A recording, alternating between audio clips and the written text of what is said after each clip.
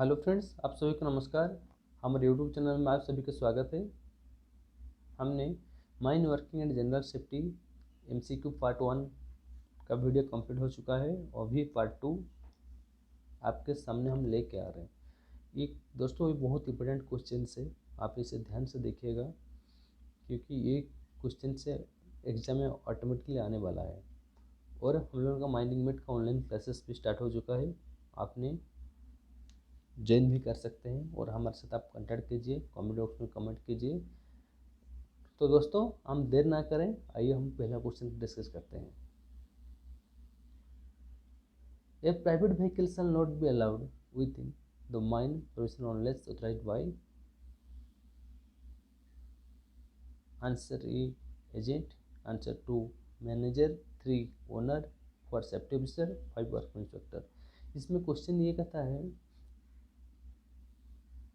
एक private vehicle को इसमें कौन किसका परमिशन बिना वो माइंस को नहीं जाएगा, किसके परमिशन बिना वो अलाउड नहीं होगा। आंसर है mines manager, option 2। Mines manager के आदेश के बिना कोई भी गाड़ी, आदमी हो या मशीन हो, अंदर नहीं जाएगा या बाहर निकलेगा उनका आदेश के बिना।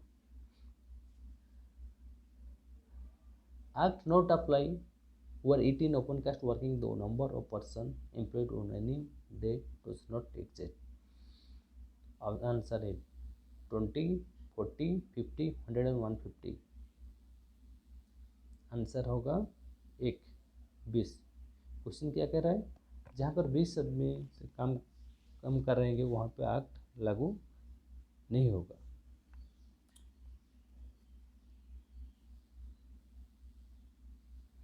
नोटिफाइड डिजीजर, नोटिफाइड डिजीज को नोटिफाई कौन करता है। आंसर है central government, notify by central government. Answer 1 होगा आंसर। आइए देख लेते हैं। आंसर है 1, सेंट्रल गवर्नमेंट है नोटिफाई, स्टेट गवर्नमेंट है notify by IBM, notified by regional inspector. इनमें से कोई नहीं होगा, सेंट्रल गवर्नमेंट होगा। Which of the following safety features of protection during reversal. ये सेफ्टी फीचर्स को रिवर्सल, जब रिवर्स करता है व्हीकल तो कौन सा सेफ्टी फीचर्स यूज होता है।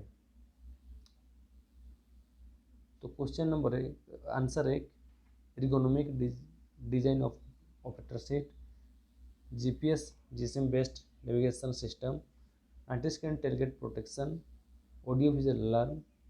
तो दोस्तों ये आंसर होगा 4, रिवर्सल करने का टाइम पे ऑडियो विजुअल अलार्म का ज़रूरत होता है। तो ये सेफ्टी फीचर्स के लिए आंसर 4 है। Which of the following is not a health hazard in mines due to dust? ये क्वेश्चन में क्या कर रहा है कि डस्ट के कारण इनमें से कौन सा बीमारी है।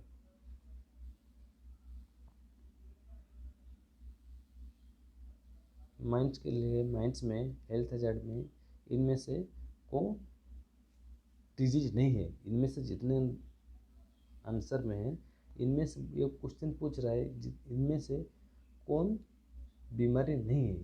पेनिमोकोसिस है, सिलिकोसिस है, साइटोसिस है, मैग्नीज पॉइजनिंग है। तो ये ऑप्शन 2 नहीं है, ये सब बीमारी है। तो इसमें ये पूछ रहा है कि which of the following is not a health hazard in mines due to dust. Dust के कारण इनमें से कौन सा बीमारी नहीं है, इनमें से कौन नहीं है। तो इसका आंसर है ऑप्शन 2। ये 2 लिखना चाहिए, हम बी लिख दिए हैं। टाइपिंग में मिस्टेक हो जाता है, इसलिए मैं सॉरी कहना चाहता हूँ। Operator seat, question number 6, operator seats in the vehicle HMM should be designed to have adequate comforts while driving continuously। तो आंसर इसका है 1 नंबर एर्गोनॉमिकली, जो एक ड्राइवर को कंफर्टेबल होकर उनको व्हीकल चलाने में उनका जो सीट है एर्गोनॉमिकली इकोनॉमिकली जो रहना चाहिए, क्योंकि अपने हिसाब से उसको मेंटेन करके वो आराम से ड्राइविंग कंटिन्यूसली ड्राइविंग कर पाएंगे।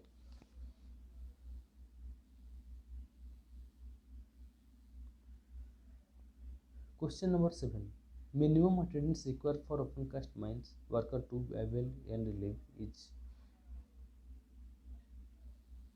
आंसर है 240।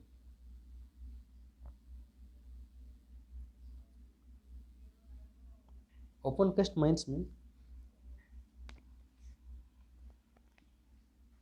अर्निंग लीव के लिए 240 दिन ड्यूटी करना जरूरी है। 240 दिन ड्यूटी कीजिएगा तो आपको अर्निंग लीव में आ जाएगा। और इसमें पूछेगा अंडरग्राउंड में कितना है, तो ये भी जान लीजिए, उसमें आंसर होगा 190। Question number 8, what minimum distance need to be maintain between working of two adjacent mines as per MMR 1961 without any special approved for CIM Chief Inspector Mines in this regard।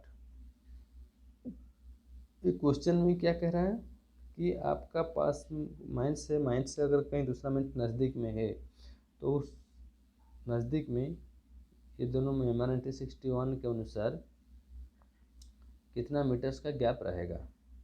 तो regulation 111 में working near mine boundary में mention किया गया है कि एक mines 7.5 metre छोड़ेगा, दूसरा माइंस 7.5 मीटर छोड़ेगा, दोनों मिला के 15 मीटर। तो इसका आंसर है 15 मीटर छोड़ेगा दोनों माइंस मिलके। जैसे कि एक ओनर का हो गया टाटा स्टील हो गया, एक ओनर हो गया सेल हो गया, तो दोनों का बीच में 15 मीटर का गैप होना चाहिए। रेगुलेशन 111 में आपने थोड़ा अच्छा से पढ़ाई कर लीजिएगा। Question number 9, what will be the minimum height of lowest conductor of the overhead line across to the whole road in open cast mines. Open cast mines में जो ओवरहेड लाइन जाता है वो कितना मीटर के ऊपर में रहना चाहिए। आंसर आप सभी को पता है, आंसर 12 मीटर के ऊपर जाना चाहिए। What is the mock drill rehearsal. Mock drill क्या होता है, जैसे कि मॉक ड्रिल ये होता है, मान लीजिए उसको आपको एक्टिंग करके दिखाना है, उसको रियल में नहीं है लेकिन रियल जैसे उसको बनाना है, क्योंकि वो अलर्ट रहना चाहिए हमेशा। किसी का मान लीजिए गाड़ी कहीं पे एक तो पलटी हो गया है, रियल में नहीं हो लेकिन इसे आपको बोलना है कि एक गाड़ी पलटी हो गया है, तो कौन आदमी कितने देर में पहुंचता है कि क्या, उस चीज़ को मॉक ड्रिल बोला जाता है। कहीं भी किसी भी अगर किसी को इंसिडेंट हो जाता है, किसी को चोट लगता है, मॉक ड्रिल होता है। तो इसका आंसर क्या होगा, ऑप्शन 2 होगा, आंसर 2 है। आंसर 2 में क्या लिख रहा है, it is a practice and training which help to understand how to save life in a real and dangerous situation। अगर हम इसको मॉक ड्रिल को बजाय रखेंगे तो रियल में भी किसी को हम जान बचा सकते हैं, डेंजर सिचुएशन में उसको जान को हम बचा सकते हैं और हेल्प भी हो सकता है। क्वेश्चन नंबर 11, दो extinguisher best suited for the attracting fires due to oil. Oil के लिए हम कौन सा एक्सटिंग्विशर यूज करें, तो आंसर है 3, आंसर 3 है, फॉर्म टाइप का एक्सटिंग्विशर हम यूज करेंगे। हम एक वीडियो बनाएंगे, वो एक्चुअली रेडी हो चुका है फायर एक्सटिंग्विशर के ऊपर, वो आ जाएगा तो आप उसको पता चल जाएगा कि मेटल के लिए क्या रहेगा, पेट्रोल के लिए, पेट्रोलियम के लिए क्या रहेगा, गैस के लिए क्या रहेगा, ये सब आ जाएगा। What is the basic objective of mines act 1952। Mines act 1952 का बेसिक मेन मोटो क्या है।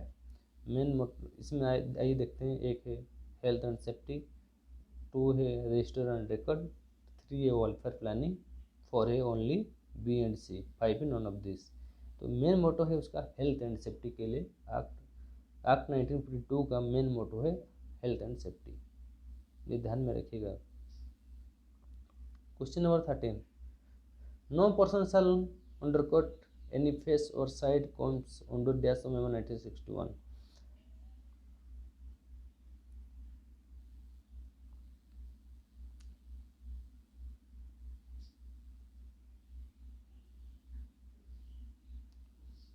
ओपन कास्ट वर्किंग, तो ये क्या कहता है दोस्तों, नो पर्सन शैल अंडरकट, कोई भी व्यक्ति कोई फेस में अगर काम कर रहा है तो वो अंडरकट नहीं करेगा। ये एमेवर 1961 में किस में आता है, ये आता है ओपन कास्ट वर्किंग रेगुलेशन 106 में ये आता है। ये पॉइंट बेसिकली क्वेश्चन आता है, तो इसका आंसर वही है, ओपन कास्ट वर्किंग 106 के अनुसार कोई भी व्यक्ति अपना माइंड से माया जहाँ पर वो काम करेगा वो फेस में अंडरकट नहीं करेगा। A lot of damage of environment due to mining required to be managing by suitable methods, procedure and policy is option 1 है।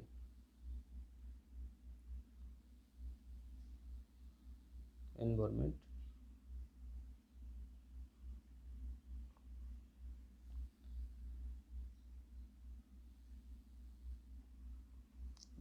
a lot of damage of environment due to mining required to be managing by suitable methods, procedure, policy, कि हमारा mines में जहाँ पर हम लोग काम करते हैं वहाँ पे जो एनवायरनमेंट रहता है वो एनवायरनमेंट के माइंस के पास में जितना गांव जनबस्ती है उस सबको मैनेज करने के लिए उनका हेल्थ से लेकर के एनवायरनमेंट के लिए तो क्या देखना होगा, environment management plan. Environment management plan में उसको मेंटेन किया जाता है। ईएमपी का मतलब होता है environment management plan. Environment management plan में एनवायरनमेंट का जो प्रोसीड्यूर रहता है, सारे कार्य रहता है, वो ईएमपी पॉलिसी में होता है। क्वेश्चन नंबर 15, सीएसआर इंक्लूड्स में क्या आता है। सीएसआर इंक्लूड में जैसे कि जो माइंस आपका एरिया में रहता है वो सीएसआर एक्टिविटी के दौरान वो आपका गांव में जो रहता है। पहले जानते हैं सीएसआर क्या है। सीएसआर ये होता है कॉर्पोरेट सोशल रिस्पॉन्सिबिलिटी। एक जो माइंस का जितना गांव नज़दीक में जो गांव है वो सबके भलाई के लिए जो काम किया जाता है, जैसे कि वाटर सप्लाई हो, हेल्थ केयर हो, स्पोर्ट्स एंड कल्चरल प्रोग्राम हो, एनवायरनमेंट कंजर्वेशन, इस सारे के सारे सीएसआर का अंदर में आएगा। गांव में पानी सप्लाई करने का हो, हेल्थ के लिए हो, एनवायरनमेंट के लिए हो, इस सारे के सारे लिए सीएसआर के अंदर में आएगा। अब इसको सीएसआर का फुल फॉर्म भी पता कर याद कर लीजिएगा, कॉर्पोरेट सोशल रिस्पॉन्सिबिलिटी। एक फुल फॉर्म के बारे में भी हम एक बनाएंगे video. Question number 16, in open cast mines waste water from the workshop treated in to reduce treated water for tanker filling, sprinkling, etc. Answer है इफ्लुएंट प्लांट। ये क्वेश्चन क्या कहता है, ओपन कास्ट माइंस में जो पानी वेस्टेज होता है, आपका जो कैंटीन में ज़्यादातर पानी खर्चा होता है और बाकी तरफ से जो ड्रेन से पानी आता है, बारिश के टाइम में जो पानी आता है, जो वेस्टेज होके आता है ड्रेन का पानी या कैंटीन से जो भी पानी आता है, वो सब पानी को फिल्टर करके उसको वाटर स्प्रिंकलिंग, जैसे कि माइंस में ज़्यादा धुला उड़ रहा है उसमें पानी यूज हम कर सकते हैं, उस पानी को इफ्लुएंट प्लांट बैठा के। Which of the following are the duty of a blaster at the end of shift. एक ब्लास्टर का जब शिफ्ट खत्म होता है तो उसका क्या कार्य रहता है। तो आइए दोस्तों हम देखते हैं।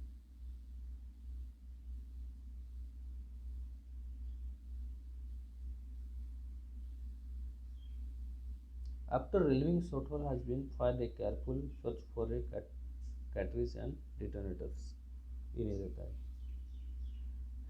आंसर क्या है, 2 और 3। 2 और 3 देख लेते हैं। हाँ, तो 2 और 3 में क्या लिखा है पॉइंट, तो blaster shall return all unused explosive to the magazine. Blaster का ये काम रहेगा कि अगर एक्सप्लोसिव रह गया है तो वो एक्सप्लोसिव को जाकर मैगजीन पे वो रिटर्न करेगा। The blaster shall record in A 1 page book keep for the purpose the quantity of explosive taken.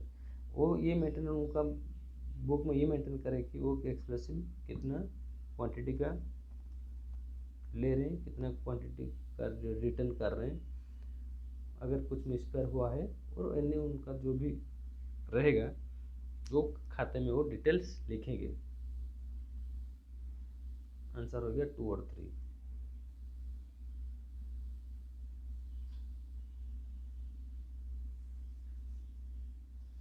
Which of the following is a new generation technique for the training in operation of HMM।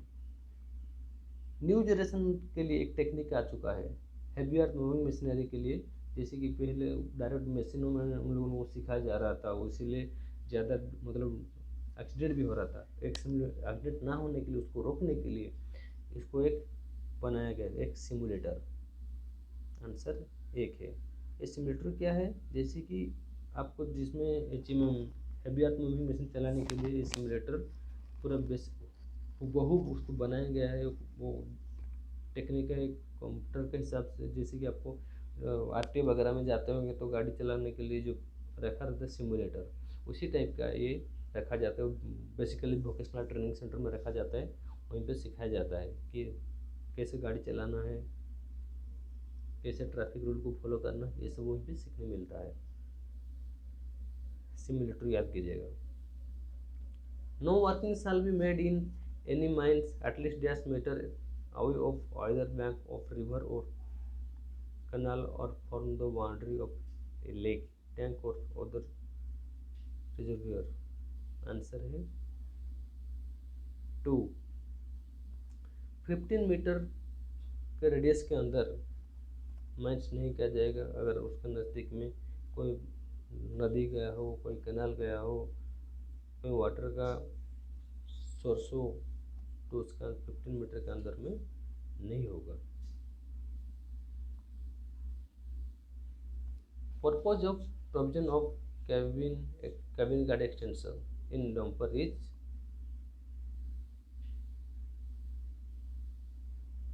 Answer 2 है। Canopy shall cover the operator cabin fully.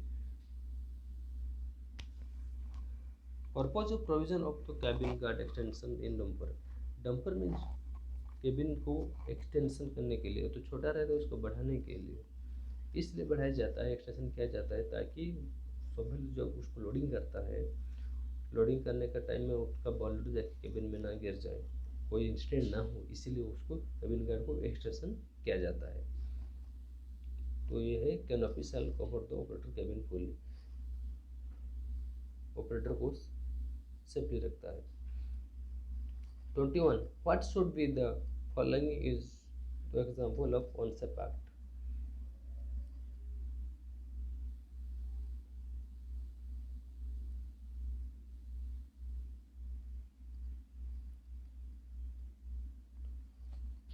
What should be the following is the example of unsafe act. Sorry दोस्तों, इनमें से option गलत दिया हुआ है। इनमें से ये ऑनसेप एक्ट क्या है, ऑनसेप एक्ट कोई भी व्यक्ति ऑनसेप एक्ट कर रहा है। ऑनसेप एक्ट क्या होता है, जैसे कि गाड़ी आपका माइंस, जैसे कि आपको कोई माइंस में अगर काम करता है, उसको अपना पीपी यूज करके काम करना है, helmet, glove, nose mask, safety shoes ये पहन के काम करना है, लेकिन वो नहीं पहन के काम करेगा, वो हो गया अनसेफ एक्ट। कोई गाड़ी अपना ज़्यादा स्पीड से ना चलाए, 30 स्पीड से अगर ज़्यादा कोई चला रहा है वो अनसेफ एक्ट है। अगर ड्राइविंग के टाइम पे मोबाइल फ़ोन यूज नहीं करना है, अगर मोबाइल फ़ोन यूज करता है वो अनसेफ एक्ट है।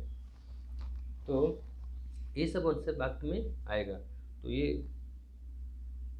एडिटिंग के टाइम थोड़ा मिस्टेक हुआ है, तो इसलिए मैं सॉरी कहना चाहता हूँ। अनसेफ एक्ट ये नहीं है। जैसे कि इसमें, हाँ, इसमें यह हो सकता है कि हम लोग होल रोड में 1:16 उसका ग्रेडियंट मेंटेन करते हैं, तो 1:10 या 1:15 रखें तो ये अनसेफ एक्ट हो जाएगा। इसी अनसेफ कंडीशन हो जाएगा। तो main act unsafe act, unsafe condition, ये फंड आप क्लियर कर देते हैं। अनसेफ एक्ट, कोई भी व्यक्ति अगर अनसेफ का काम करता है अनसेफ एक्ट है। अगर अनसेफ कंडीशन क्या है, जैसे कि हमारा माइंस में जो बर्म रहता है, जो माइंस में बर्म कितना रहना चाहिए हम लोगों का, जो माइनिंग में बड़ा व्हीकल चलता है वो बड़ा व्हीकल टायर हाइट से ज़्यादा हम लोग मेंटेन करते हैं। अगर वो मेंटेन नहीं हुआ है, उतना हाइट नहीं रखें, तो अनसेफ कंडीशन में वो है। सॉरी दोस्तों, इसका आंसर थोड़ा मिस्टेक हुआ है। Which of the following is the example of unsafe act. हाँ, ये अभी आया हुआ है।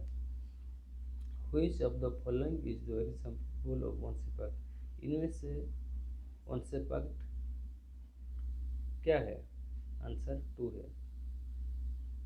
क्रॉस से फेंसिंग, जहाँ पे फेंसिंग दिया हुआ है वहाँ पे अगर कोई क्रॉस करेगा, जाएगा, वहाँ जाने के लिए मना है लेकिन वो जाएगा, तो वो अनसेफ एक्ट है।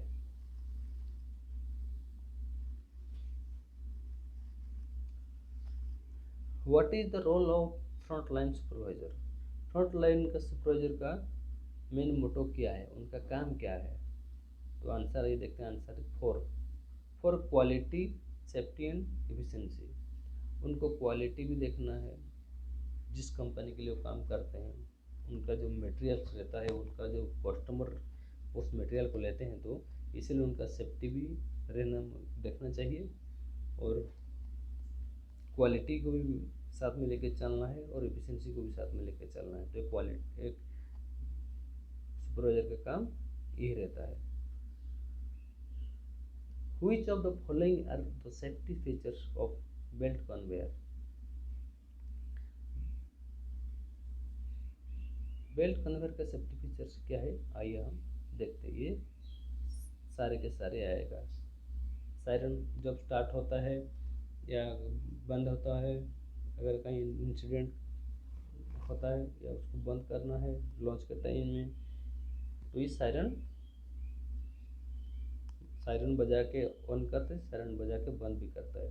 पुल कट स्विच क्या है, अगर उसको ऑटोमेटिकली कुछ इमरजेंसी काम में बंद करना होता है वो पुल कट स्विच से वो बंद करेगा। Zero speed switch, well switch, इसमें आंसर ऑल द अबव में आएगा। स्किल प्लांट का और प्लांट का सेफ्टी फीचर्स के ऊपर भी एक वीडियो बनाएंगे। Question number 25, proximity warning device is to be fitted for dash is an additional safety features। proximity warning device इसमें यूज होता है, तो क्या क्या है? एक्सावेटर है, डोजर है, डंपर है, ड्रिलिंग इक्विपमेंट है। आंसर 3, डंपर में प्रॉक्सिमिटी वार्निंग डिवाइस यूज होता है।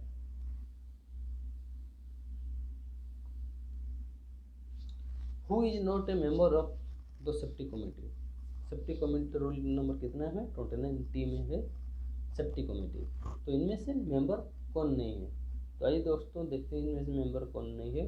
आंसर है 3, रीजनल इंस्पेक्टर ऑफ माइंस, वो मेंबर नहीं है। मैनेजर ऑफ द माइन तो रहेंगे, सेफ्टी ऑफिसर भी रहेंगे, 5 नोटिफाइड वर्कमैन रहेंगे, 5 सेल्फ और कंप्लेंट पर्सन भी रहेंगे और चेयरमैन के साथ। लेकिन कौन नहीं रहेगा? रीजनल इंस्पेक्टर ऑफ माइंस, वो नहीं रहेंगे सेफ्टी कमेटी पे मेंबर।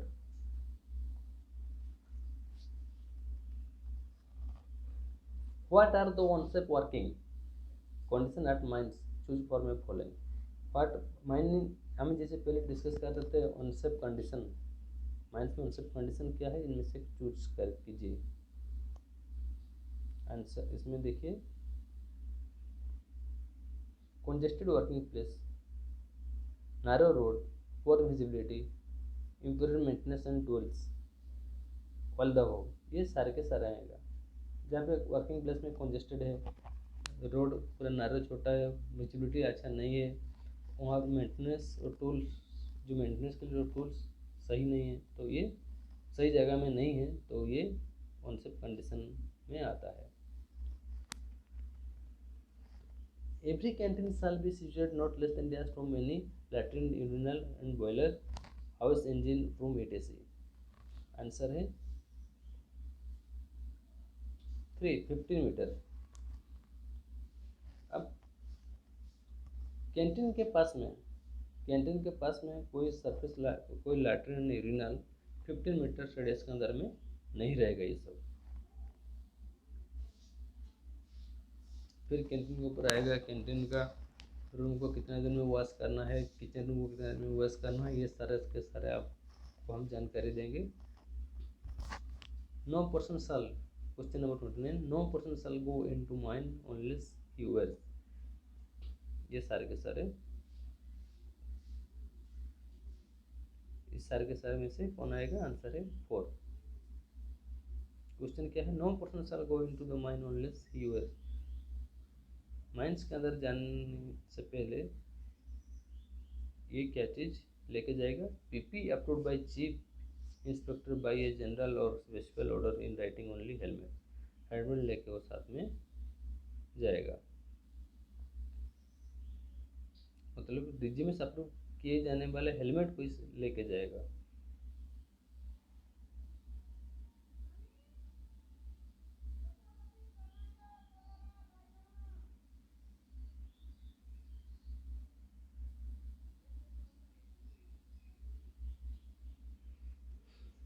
ये सेफ्टी शूज आप लोग ये तो लेके जाएंगे, लेकिन बेसिकली हेलमेट जो डीजे अप्रूव किए जाएंगे वही हेलमेट वो लेके जाएंगे, नहीं तो उसका हेलमेट लेके चल जाएंगे, ऐसा तो नहीं होता है। First aid room shall be under the charge of,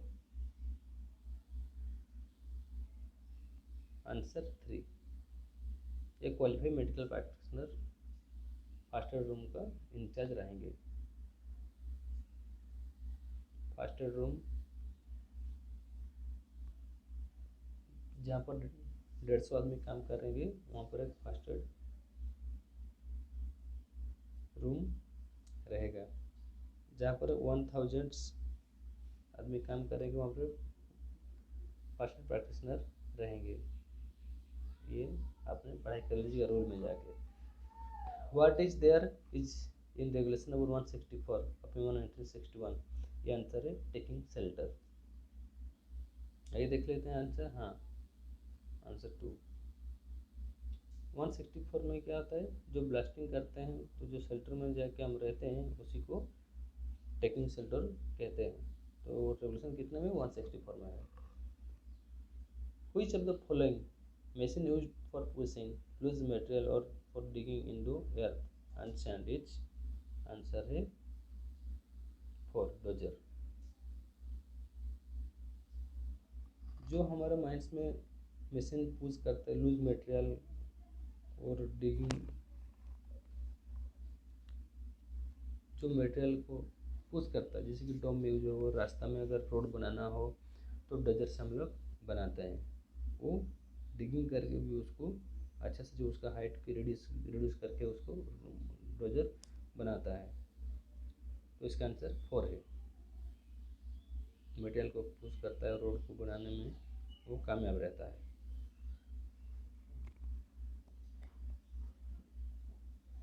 If any employee contacts a notified occupational disease, the mine management shall give notice to our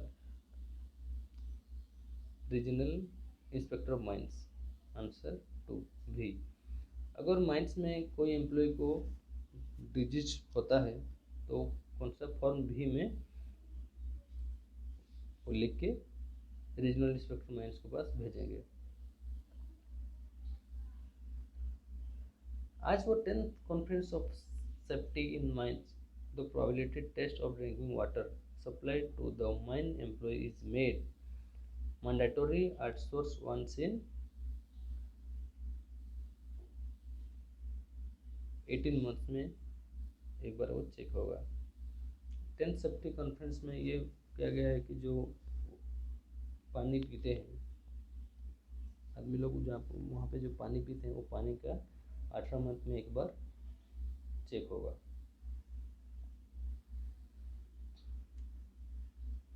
DGMS, director general of mine safety, कौन under labour ministry, coal ministry, energy ministry, law ministry? तो इनमें से कौन किस में आते हैं? DGMS labour ministry में आते हैं। तो थैंक यू दोस्तों, आज का वीडियो को हम वहीं पे समाप्त करते हैं और इसका पार्ट 3 आएगा, ड्रिलिंग और ब्लास्टिंग के ऊपर आएगा। उसके बाद हम SOP को लेके आएंगे और हमारे साथ आप जुड़े रहिए। अगर इसमें कुछ गलत होता है तो हमें आप बताइए, उसके ऊपर सुधार होगा। Thank you.